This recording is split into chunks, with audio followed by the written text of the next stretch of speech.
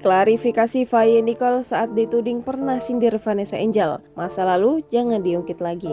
Nama Faye Nicole mendadak jadi perbincangan publik. Sepekan setelah kepergian aktris Vanessa Angel dan Bibi Ardiansyah, masa lalu Faye Nicole beredar di media sosial TikTok.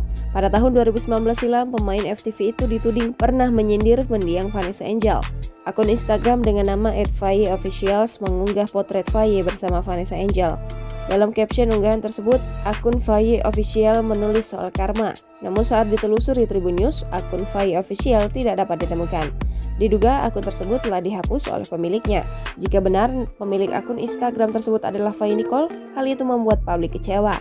Untuk menghindari spekulasi yang terus bermunculan, Faye Nicole akhirnya buka suara. Melalui unggahan Instagram story akun Faye Nicole, ia menuliskan klarifikasinya. Faye berharap warganet bijak dalam memilah informasi agar tidak memakan berita bohong. Wanita kelahiran 9 Oktober 1999 itu menyebut jika akun Instagram Faye Official bukanlah miliknya.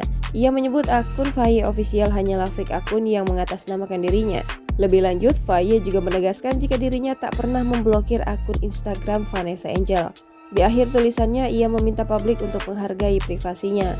Faye juga meminta warganet mendoakan almarhumah dan tidak mengungkit-ungkit masa lalu mendiang Vanessa.